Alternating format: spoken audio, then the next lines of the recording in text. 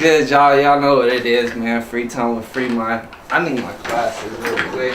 But I got a special guest. Believe it or not, this is a dude I started with, man. I'm going to let him introduce himself before we get into some backstory. But go ahead and introduce yourself, man. Yo, what's up, San Diego? From the 858 to the 619, we're doing it live and direct with my boy Free Mind. I'm Killer KD, Kid Deception, a.k.a., SDG&E, without the N, San Diego's greatest MC. You know how we do. What? Okay, that's a song. I didn't even know that. I was like, huh? Like the gas station? Yeah. That makes sense, I guess. But yeah, man, let's tell them some backstory. If y'all don't know, man, that's the guy that I started off with. If y'all don't know, if y'all come to my studio, this is actually us in the Readers when we were young as fuck. And we went by the group of Young and Dangerous. This is when I was up north. It's some good times. Yeah, this is when I was up north, barely getting into my rapping, barely even knew how to rap. But this man right here, he was doing his thing up north, and this is the first person that I actually plugged up with.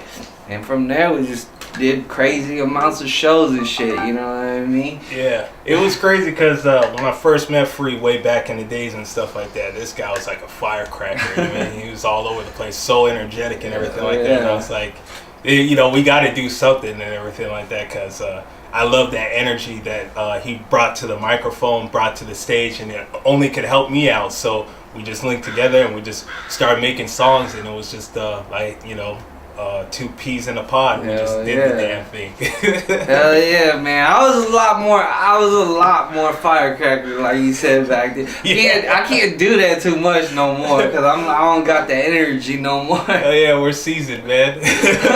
But yeah, man, this is a dude that we were supposed to drop our first album together. You know what I mean? I still have the songs, but just never went through. But this guy right here, man, when I was linked up with him. This man had already dropped about 3 to 4 albums almost. Yeah, we pushing independently. Yeah, you know what I mean. And that's how I ran across him. Believe it or not, he knew my brother. Me and my brother started rapping before me. Mm-hmm. And that's how I met this dude. But tell them about your grind, man. Just how you came up and how, you know what I mean. Just your story of how you. Well, we first started, me and my boy G Money, back in the days. We used to rap around in his house. He had a little home studio set up. We had the pantyhose pop filter. We had the bed cushion, for the soundproofing and everything. And, we were just trying to make it big. We had big dreams and aspirations back then. So we started off like that, and then we had met his brother, Crazy Lay, and they were kind of doing the same exact thing. And we linked up. Then we would record at my friend G's studio. Then we would go to Free Studio that they had set up at their house, and we were just constantly working. Couple of other my friends, the Upstart and Mav 5. We worked with them too. We started off and we called ourselves the Wild Boys. My boy TK, he put us on game a lot and everything, and we did a lot of shows back then. And then once the Wild Boys things kind of fizzed out, me, Free, and his brother Crazy Lay, we still wanted to keep on doing music and everything like that. So in between of doing solo work and them doing their group work and us doing our group work, it's like, hey man, like we just took the best of their group and took the best of our group and we put them together, and that's how Young and Dangerous came to be. And we did a couple shows. We rocked the UCSD Remax shows.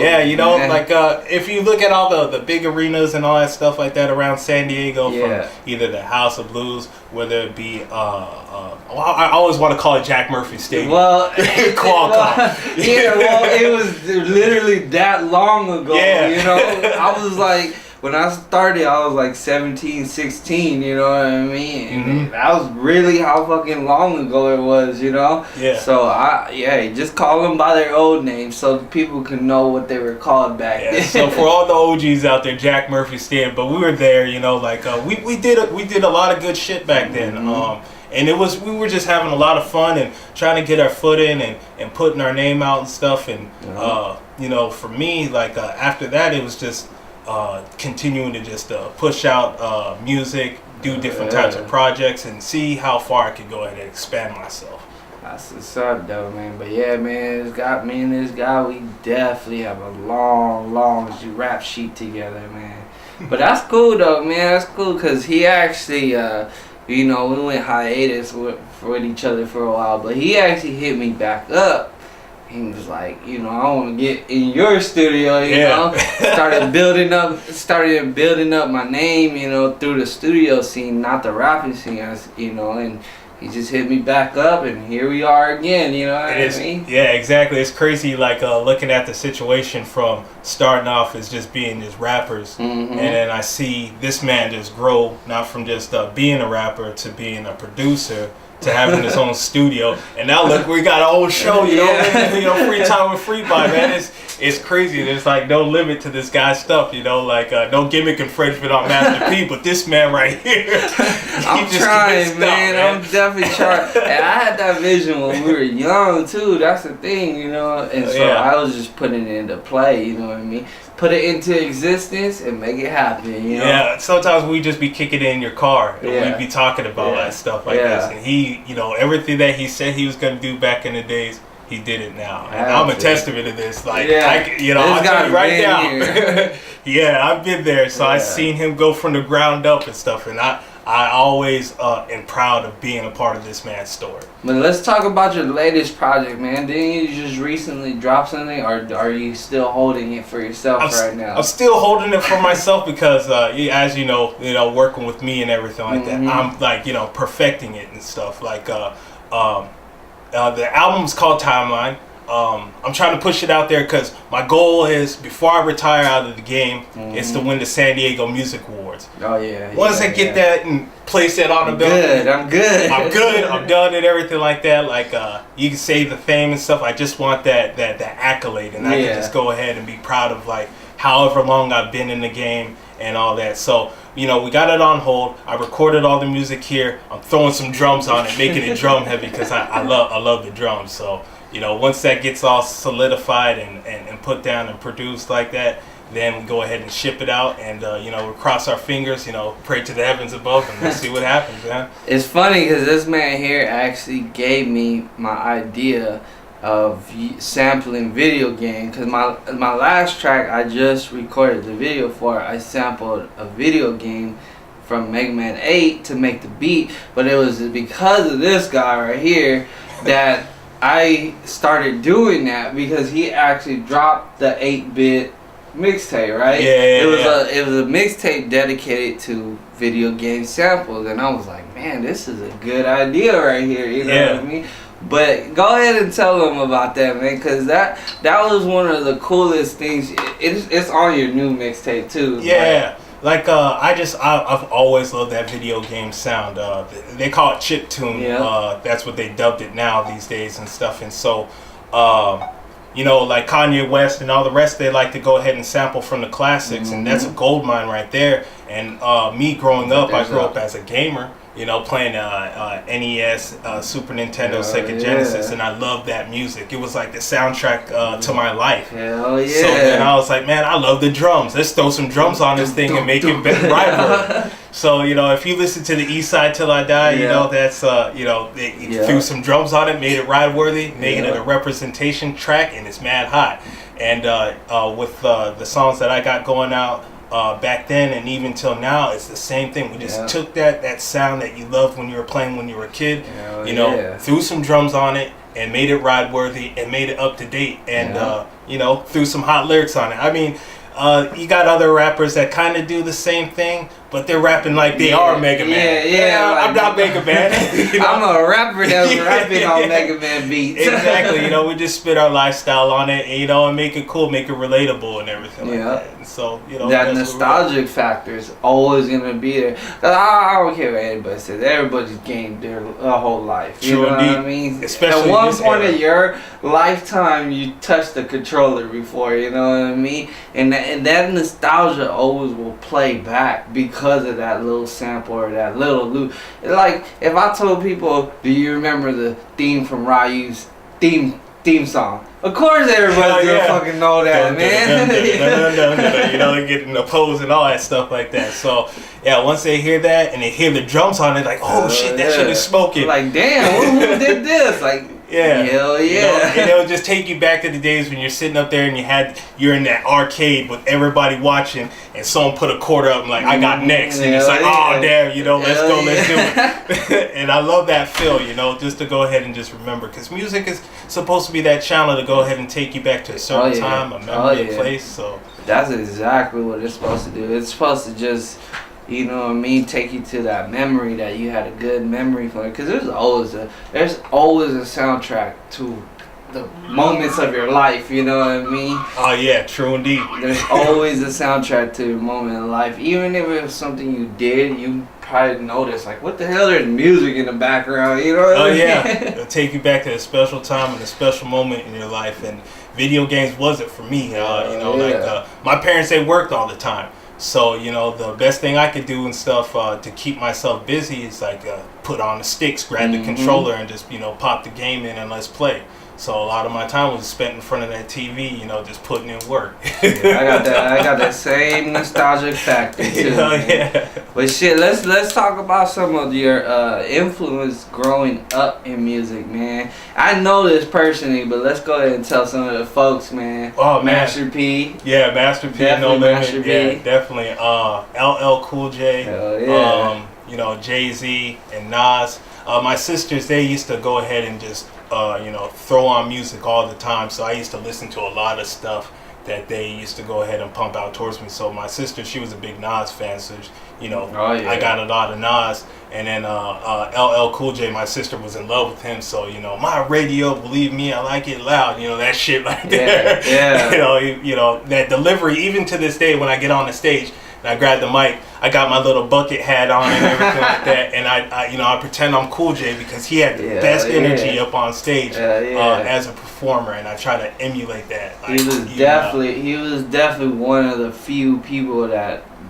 really did hip hop right. You know what I mean? With his performance, his look, you know what I mean? It's funny because I bring it back to like my other episodes where I talk about fitness. That was one dude that had fitness down before hip hop became all these bulky motherfuckers, you know what I mean? Before there was a 50 Cent on the cover, there was LL Cool J looking all swole and stuff like that. And that's why I always bring it up, like hip hop nowadays is fitness, you know what I mean? Yeah, you can be tatted, but fitness plays a good part on it now, you know, because y'all druggies out there want to take all these drugs. At least take care of your body too, you know. Exactly. And then the funny thing is, you see those same dudes and they get on stage and they rap and they're out of breath.